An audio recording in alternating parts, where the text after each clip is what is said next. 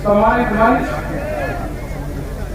सभी बुजुर्गवारों और नौजवान साथियों, मेरी माताएं बहनें, पुलिस प्रशासन के लोग, पत्रकार बंधु, मुद्दा और स्थान, मुद्दा भी वही है जो सर छोटूराम ने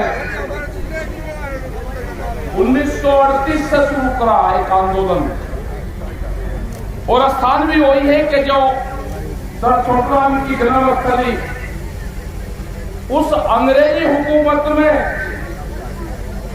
जब एक तरफ देश आंदोलन की लड़ाई लड़ रहा था, उसी टाइम पे किसानों को हक कैसे मिले,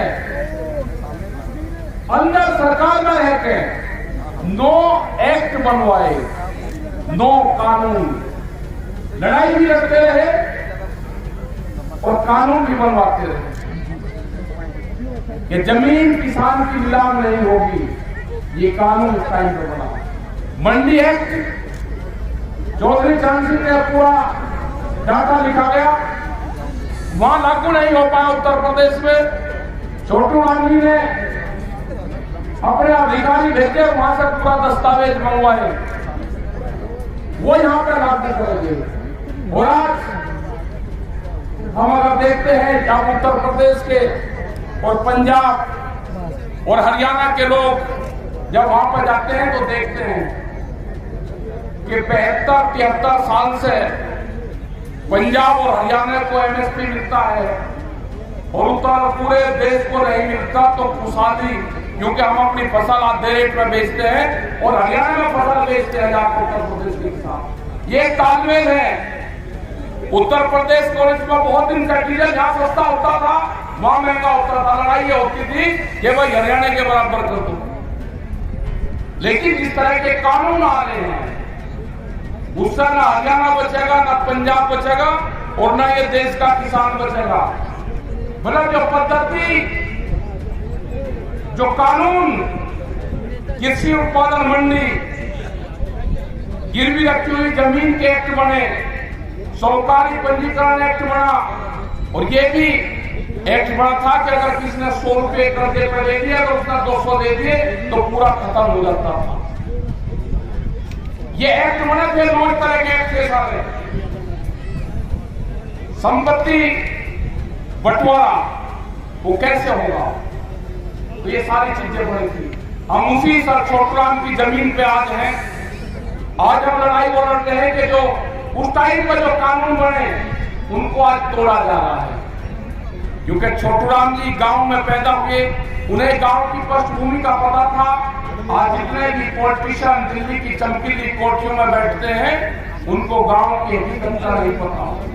हम एक कमेटी में थे भारत सरकार की, वो चंद्रा कमेटी थी, उस पर 3 साल काम करा। फसलों का रेट क्या हो देश में, उस पर हमने काम करा 3 साल। करीब 22 मीटिंग उसमें हुई और वह कमेटी की रिपोर्ट पूरी रखी हुई है वहां पे। उसमें था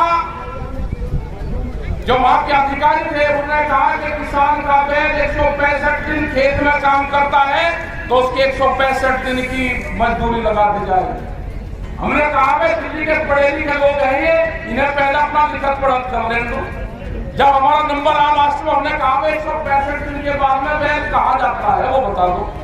कहना नहीं जी, जब उसने काम 165 दिन करा, मगर वो कहां से आया, कहां फिर गया, वो उसके बाद में कहां रहा, उसने कहां घास खाया, किसने उसको पानी दिया, वो कहां से आया ये तो बता दो।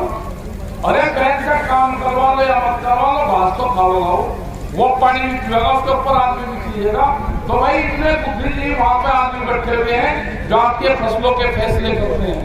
उन्होंने कहा कि फसलों की कीमत एक है, उससे अलग 16 प्राइवेट और है, 16 चीजें और हैं जो फसलों के रेट में बाधा बढ़ती है। कह लगे हमको उनको भी देखना है। देश में कोई कृषि मंत्रालय नहीं है, यह भी किसानों को ज्ञान हो जाना चाहिए कि देश में कृषि मंत्रालय नहीं है, भारत सरकार में कृषि मंत्री नहीं है, न किसी स्टेट में देश की जनता को और किसान को धोखा दिया जा रहा है। जो हमसे वार्ता करते हैं उसके परसेंट पास में 18% कृषि मंत्रालय के चार्ज हैं। उसके अलग हो रहे हैं विदेश मंत्रालय, fertiliser ministry, railway, science and technology, ये 17-18 विभाग है जो एग्रीकल्चर को देखते हैं। हमने भारत सरकार को कहा कि आप एग्रीकल्चर कैबिनेट का गठन करो। जब तक एग्रीकल्चर कैबिनेट का गठन नहीं होगा, जब तक कृषि पे अलग से बातचीत नहीं होगी, गांव और किसान का भला हो ही नहीं सकता। वही जानकारी वहां पर दिल्ली में नहीं है। दिल्ली में है व्यापारी को कैसे फायदा होगा, एमएसपी पे कानून नहीं और गोदाम पहले बढ़ा दिए। गोदाम बढ़ गए, बहुत बड़े बड़े, जितना पंजाब और हरियाणा अनाज पैदा करता है ना, उनके गोदामों में चला जाएगा। भूख आदमी को कितनी लगेगी, देश में भूख के आधार पे कीमतें तय होगी। ये एक नया व्यापार आया है, गरीब आदमी मारा जाएगा। किसान तो चलो यहाँ पे दाल और चावल सा बच जाएगा, लेकिन दूसरे फसलें तो उसकी भी कीमतें डाउन है। लेकिन उस गरीब आदमी का क्या होगा, उस दुकानदार का क्या होगा, जो शहर में रहने वाले लोग क्या, उनका क्या होगा। ये बाजरे का रेट 11 रुपया किलो बाजरा बिकता हो और शहर में 120 रुपये किलो का बाजरे का आटा बिकता हो, उसको नहीं पता। उसको ये पता है कि किसान मुझे महंगा देता है, लेकिन जो बीच का आदमी है उसको नहीं जानता बीच का आदमी कौन है। ये बीच का आदमी जो भूख पे व्यापार करता है, ये आदमी आपके बीच में आ गया। वो पहले व्यापार करते थे सोने का, उन्हें कहा कि सोना, हमारी जो महिलाएं हैं वो 1 साल में 17 बार इस्तेमाल करती है सोना, अपने घर में रखती है। जब तीज त्योहार होता है, जब कोई फंक्शन शादी ब्याह होता है, तो उस टाइम पे हमारी माताएं बहनें सोने का इस्तेमाल करती है। 17 बार का डाटा है देश में। उन्हें कहा कि अनाज कितनी बार करता है, कि भूख 700 बार लगती है आदमी को। तो व्यापार भूख पे करो। नया ट्रेंड पूरी दुनिया में आया है कि भूख पे व्यापार होगा। और जब अनाज, जब रोटी तिजोरी में बंद हो जाएगी, कटीले तार जो दिल्ली के चारों तरफ लगे हैं, वे आपके गोदाम के चारों तरफ तो होंगे। बंदर जितना भी चलना है, अंदर से रोटी नहीं जा सकता। बंदर भी इस तरह के कटीले तार और किले लगाए गए हैं, बंदर भी नहीं क्रॉस हो सकता। कुत्ते भी देश में भूख से मरेंगे, कुत्ते भी। आदमी की तो छोड़ दो, जो जिसको दान करते हैं ना, वो कुत्ता भी देश में भूख से मरेगा। भूख का व्यापार, नया व्यापार दुनिया में, ये नया ट्रेंड आया है, जिसका विरोध करना है पूर्ण रूप से। मैं यहाँ का जो पंजाब, हरियाणा, जितना भी दिल्ली के चारों तरफ का जो किसान उठ आया है, ये एक नई बिरादरी आई है किसान। ये नई बिरादरी की गोली भरकर आपको आपस में इसको तोड़ने नहीं देना। आपको छोटे बड़े में बांटेंगे, आपको पंजाब हरियाणा में बांटेंगे, आपको 6-9-6 में बांटेंगे, आपको जाति और धर्म में बांटेंगे। इनसे बगल हट जाना। अब की बात, पहली बार पंजाब का सिख साथ में आया है, इसको छोड़ना नहीं। इससे मजबूत कौम नहीं मिली हमको भी बहुत दिन से तलाश थी कि पंजाब साथ में आ जाए तो हम क्रांति ला देंगे। अब की बार मिल गया, पंजाब साथ में मिला, इतनी मजबूत जत्थेबंदी साथ में मिली है, हम दान पुण्य कर सकते हैं। वो हमारे पास में ठियेबंदी नहीं थी, जो लंगर चलाने की व्यवस्था थी वो नहीं थी। हमने बहुत पंचायतें करी। टिकैत साहब भी कहते थे कि भूख हड़ताल से देश में कुछ नहीं होने वाला। उन्हें कहा कि अपने भंडारे चलाओ, हम 1 दिन 2 दिन 10 दिन हर गांव का रोटी बनवा कर भंडार में दे सकते थे। लेकिन जो ठियेबंदी, जो बड़े बड़े टप भंडारे, जो लंगर चलाने की जो व्यवस्था थी, या हमारे से कभी नहीं बढ़ पाई। अब तक बहुत चीज सीखने को मिली हमको। और ये ऐसा गठबंधन बन गया, आपस में चिट्ठी पत्री दो रिश्तेदारी में आना जाना करो। पंजाब और हरियाणा, उत्तर प्रदेश और राजस्थान, ये नई क्रांति जाएगा। ये पूरे देश के किसानों का भाग्य का फैसला ये धरने करेंगे। इसको सुचारू रूप से चलाते रहो, पंचायतें करते रहो। पूरे देश भर में हम पंचायतें करेंगे।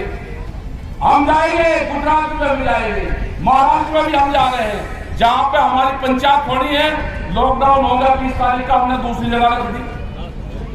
हमने पंचायत अकोला में 20 तारीख की पंचायत की, लॉकडाउन हो गया, हमने दूसरी जगह रख दी। पंचायत जरूर करेंगे, सब जगह पूरे देश में पंचायत करेंगे। हम जाएंगे, बंगाल में भी जाएंगे।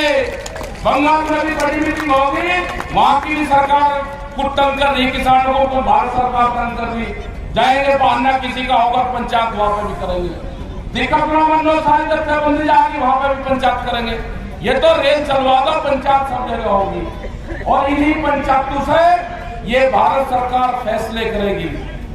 जिस तरह से हरियाणा का साथ मिला है पूरा, जिस तरह से पूरा हरियाणा जो यहाँ पे धरने चल रहे हैं उसका साथ दे रहे हो आप लोग, आप इसी तरह से साथ देते हो। किसी छोटाई बड़ाई में मत जाना। हरियाणा के लोग बहुत क्रांतिकारी हैं, वो आपस में भी उतने क्रांतिकारी से लड़े। आप लड़ने का काम आपस में मत करना, नहीं तो ये किसान बट जाएगा। आपको जो कुछ करना उसके बाद में कर लेना। हमने बार बार कहा है, ना पंच बदलेंगे और ना स्टेज बदलेगी। हमारा पंच भी वही रहेगा और हमारा मंच भी वही रहेगा। जो सिंगू बॉर्डर है हमारा मंच भी सिंगू बॉर्डर है और हमारा पंच भी वही रहेंगे। हमारे 40 जत्थेबंदी है। आप उस 40 जत्थेबंदी पे विचार करना, उस 40 जत्थेबंदी को आप पीछे से सपोर्ट करना। हम फैसले उसी 40 जत्थेबंदी से सरकार से करवाएंगे। आप विश्वास रखना, पूरे देश के फैसले यहाँ से योगेंगे, एक जत्थेबंदी करेगी। एमएसपी पे कानून भी बनेगा जिससे आसाम के किसानों को भी लाभ होगा। जिसने कभी एमएसपी पे अपना बेचा ही नहीं कुछ भी सामान, जो बिहार वहां की मंडियां खत्म कर दी, बिहार में मंडियां खत्म कर दी, वहां पे 55 फुट के घास जम गए पूरी मंडी पे, वहां का व्यापारी नुकसान है। आज भी हजारों ट्रक बिहार और उत्तर प्रदेश से धान हरियाणा और पंजाब के व्यापारी खरीद कर जाते हैं, यहाँ के सेलर खरीद कर जाते हैं। सस्ते रेट में 700-800 रुपया क्विंटल में धान की खरीद होती है, 1100 रुपये में धान की खरीद होती है। आपकी जिम्मेदारी है, हरियाणा, पंजाब, उत्तर प्रदेश और राजस्थान जो दिल्ली के 400 किलोमीटर के क्षेत्र के लोग हैं, उनकी जिम्मेदारी है कि पूरे देश के किसानों के ऊपर आपका भार है, आपके ऊपर उसको बेखूबी आप निभाओगे, ये हमें पूर्ण रूप से उम्मीद है। और आगे से जहां पे भी पंचायत हो, क्योंकि इतनी बड़ी भीड़ यहाँ पे है, लेकिन क्या हुआ ये भी आपको समझना है, भीड़ बहुत है। स्टेज कहाँ आपने बनाया, हमेशा आने वाले टाइम पे स्टेज कहाँ बनना चाहिए वो भी सब लोगों को समझना चाहिए। स्टेज वहां पड़े कि सूरज स्टेज पे बैठने वाले लोगों के मुंह पे हो और पीठ जो पब्लिक है, पब्लिक के पीठ के ऊपर सूरज रहना चाहिए, तो आपकी भीड़ कम नहीं होगी। पब्लिक अगर कम होगी, इनके चेहरे पर सूरज लगेगा तो भीड़ घट जाएगी और मंच पे ज्यादा भीड़ होगी। जब सूरज मंच के लोगों पर लगेगा तो मंच पे भीड़ कम होगी और पब्लिक में भीड़ ज्यादा होगी। हमेशा आप ध्यान रखना, क्योंकि जितने लोग यहाँ से जा रहे हैं, माताएं बहने ये ऐसे कर रही, सूरज आंखों के सामने है, नेता बिल्कुल सुरक्षित है। नेताओं पे धूप रहनी चाहिए चेहरे पे और पब्लिक की पीठ पर सूरज रहना चाहिए, तो आपको भीड़ की कमी नहीं लगेगी। कोई भीड़ की कमी यहाँ पे नहीं है, लेकिन सूरज ने पूरा डिस्टर्ब कर दिया इन चीजों का। आने वाले टाइम पे मंच कहाँ लगे, वो मंच हमारा बहुत बढ़िया था, पक्का मंच था, आप वहां पर लगाते, ये पूरा खचा खचा आपका भरा रहता। भीड़ की कोई दिक्कत नहीं है, भीड़ बहुत है, लेकिन भाई आपने पूरा बात खर्चा ज्यादा कर दिया और सूरज पब्लिक के सामने आ गया। तो इन चीजों का ध्यान रखें। आप लोगों का बहुत बहुत धन्यवाद जो लोग यहाँ पर आए, और सभी मीडिया कर्मियों का एक चीज का आप जरूर ध्यान रखेंगे, जो मीडिया के लोग हैं आप इनसे प्यार करके, एक होगा कि मीडिया हमारी खबर नहीं दिखाता। अरे मीडिया के ऊपर कैमरा और कलम पे बंदूक का पहरा है, कैमरे और कलम पे बंदूक का पहरा है, ये कैसे दिखाई आपकी बात। आने वाला टारगेट तो इन पे ही है, सेंसर बोर्ड लगाकर इनके ऊपर में एक खबरें जाएंगी, एक खबरें छलका जाएंगी। महंगाई का क्या हाल है, आज डीजल के रेट बढ़ रहे हैं, उसका असर किस पर पड़ेगा, उसका असर आम पब्लिक पर पड़ेगा। कोई गाड़ी नहीं चला रहा, कोई दिक्कत नहीं है, लेकिन जिस हिसाब से महंगाई बढ़ रही है, स्कूलों की फीस बढ़ रही है, ट्रेन नहीं चलवाई जा रही, क्योंकि ट्रेनों को बेचने का प्रोग्राम है, इसलिए ट्रेन नहीं चलाई जा रही। हमारा है कि ट्रेन भी चले, महंगाई भी कम हो, फसलों के रेट भी बढ़े, 3 बिल वापसी हो और एमएसपी पे कानून बने, ये हमारी इस मंच से डिमांड है।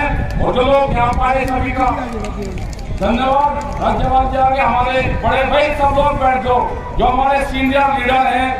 राज्यपाल जी होगा साहब आपके बीच में बोले, आप राज्यपाल जी की, क्योंकि हमारे सबसे सीनियर लीडर राज्यपाल जी जत्थेबंदी के हैं। आप जरूर जो खड़े हैं, आप खड़े खड़े सुन लो राज्यपाल जी की, आप जरूर बात सुनोगे। मैं अपनी बात समाप्त करता हूँ और राज्यपाल जी की आप जरूर बात सुनकर जाओगे। बहुत सीनियर लीडर हमारे राज्यपाल जी है, इस पूरे जत्थेबंदी के राज्यपाल जी आओगे।